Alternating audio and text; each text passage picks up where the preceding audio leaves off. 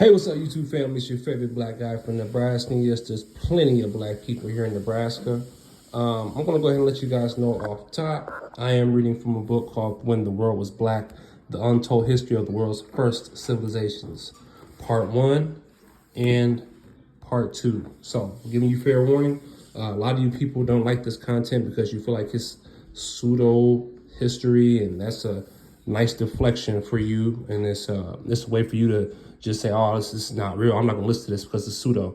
Well, hey, go ahead and move on now. I'm going to give you a little bit of time. Go ahead and move on because I'm going to get into these books, and these books are going to provide sources and information, and it's going to give evidence that's not only the opinions of the author, but other historians, Scientologists, other people that's going to affirm what this gentleman is saying in this book. Okay, so this is not just his opinion.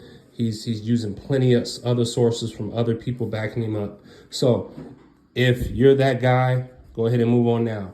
Today we're going to talk about China. We're going to talk about China's history.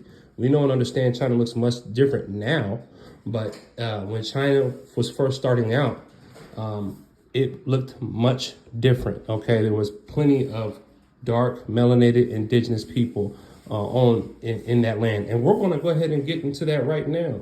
So we're going to read part 1, and then we're going to read part 2. Okay, both in regards to China. So let's go ahead and get started. I went ahead and bookmarked the place in the book, so it's not going to take forever to get to it. And this is a great book.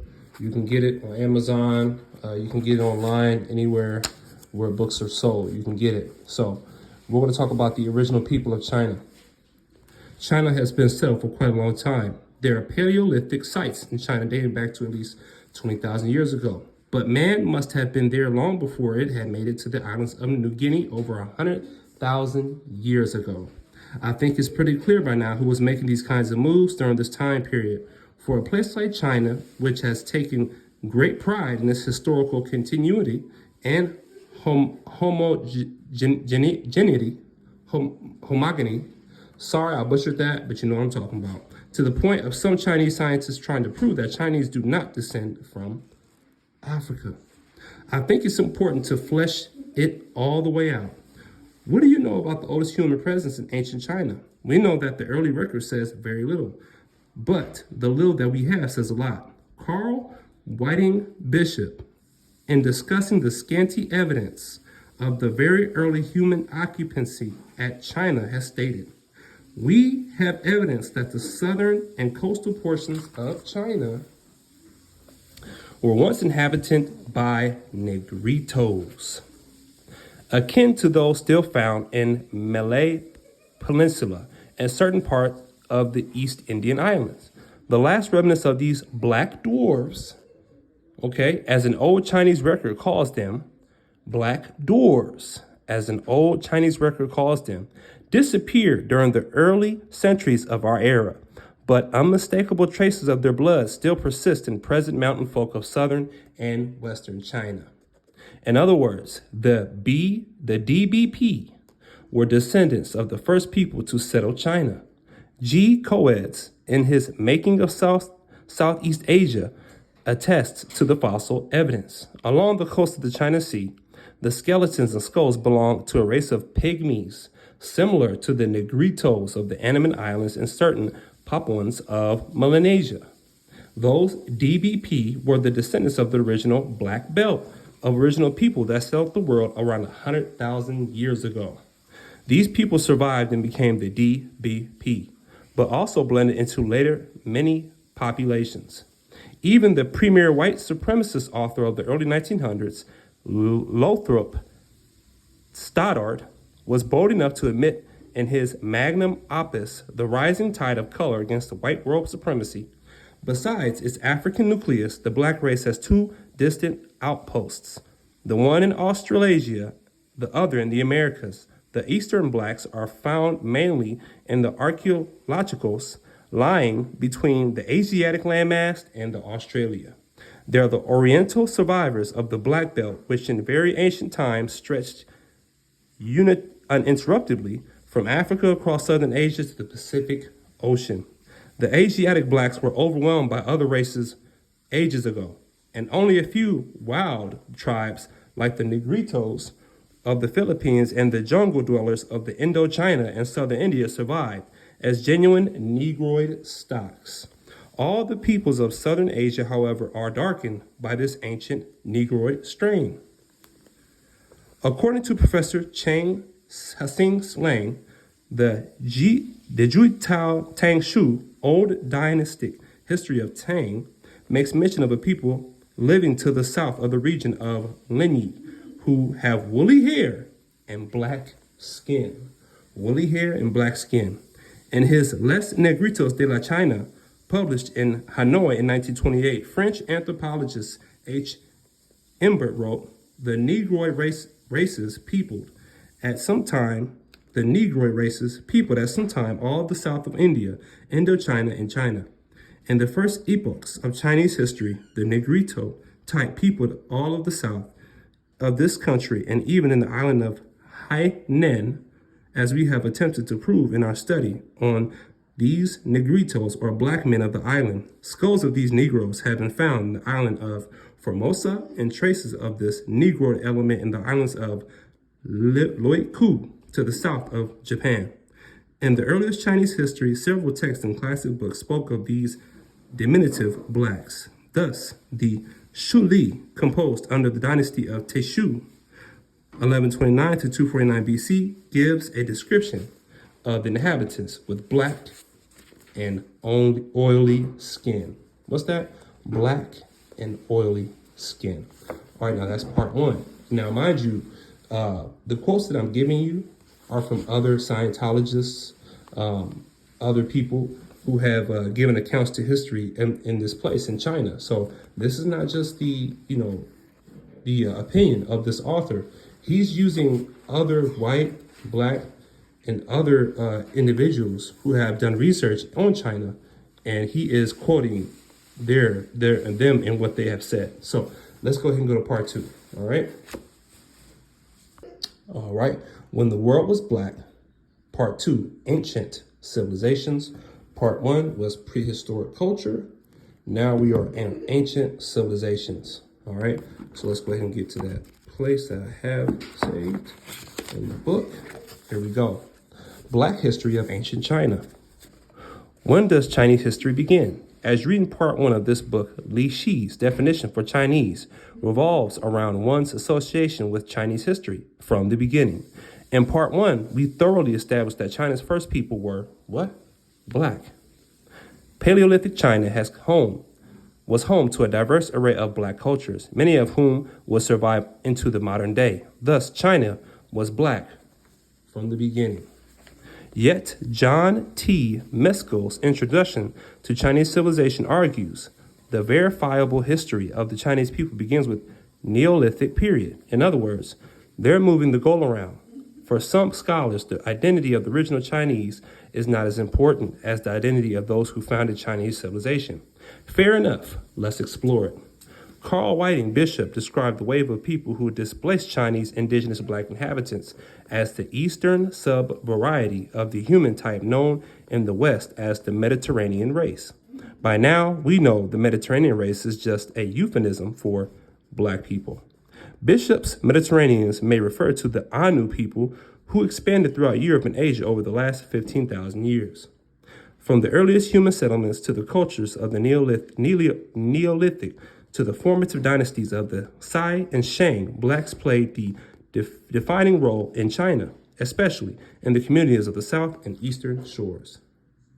Throughout most of ancient Chinese culture centers, the transformation from the Paleolithic to the Neolithic took place around 6,000 to 5,000 BC. By this time, these blacks were something of a mixed community. Like Egypt and other ancient metropolitan areas, composed of several groups including the DBP, the Australoid people, who later populated Southeast Asia and Australia, and even a final migration of Anu people and identified with Mediterranean or Vedoid features. Eventually, this cosmopolitan society would hybridize to form the civilization of the early Bronze Age, beginning with China's first dynasties, the first three dynasties of ancient China, known as the Shang Dai. Three dynasties are the Xi, the Shang, and the Zhou. Both the Xi and Shang were once considered mythical dynasties due to a lack of conclusive archaeological evidence. Eventually, the historicity of the Shang was verified, along with much, let's the next page, of what was claimed in accounts of later traditional historians. More recent studies have supported the existence of the Xi. Still very little was known. Mostly recently, the 4,000-year-old Langshan culture of the Central Plains has been said to be identical to the Xi. Xi origins, if authentic, may go back to 2205 BC. The Shang dynasty, China's oldest verified historical dynasty, was predominantly black, according to Wolfram Ebhard in China's Minorities Yesterday and Today. Archaeological findings from the time of the Shang dynasty gives us a different picture. Excavations of the royal tombs at Anyang have brought out many skeletons, some of which seem to belong to non-Mongoloid races. Although excavations were done around 1935, the anthropological results have not been fully published, perhaps because the findings were somewhat embarrassing. Some preliminary comments about the findings state of evidence of a Negroid, that is dark-skinned race of people, and of people related to the inhabitants of the South Seas, Micronesians. Before the dynasties, China was home to dozens of Neolithic cultures. For example, the prehistoric Chinese site of Jiahu was settled from 7,000 to 5,800 BC. Jiahu was surrounded by a moat and it covered an area of 55,000 square meters. Most of the site has still not yet been excavated. The people of Jiahu excavated foxtail millet, and rice, and buried their dead with pottery and tortoise shells, and left behind delicate flutes made from crane wing bones. Most of them, like other prehistoric flutes, were pentatonic. These cultural practices match with the practices of black populations in India and the Near East. Traditional history asserts that the succession of the first three dynasties was entirely sequential and linear, but recent research has shown that each dynasty simply represented a local rulership coming to power. That is, the Shang had already become a powerful political entity when it finally overthrew the neighboring Xi regime around 1766 BC. Like the Shang, the communities associated with the Xi were predominantly black. When the Zhao conquered the Shang, it spelled the end of black power in China. Well, we'll tell that story in a minute. So let's go ahead and go to this. Did you know? Suspicious delays in publication often accompanying cases regarding revelations of racial identity. One example is a study of a hair sample from the Andaman Islanders.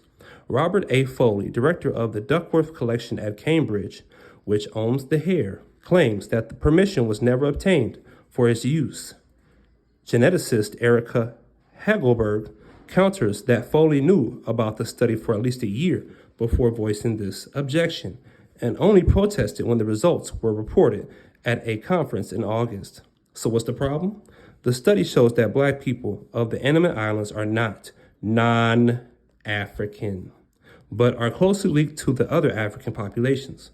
The study would be extremely difficult to replicate if not allowed to be published. All right.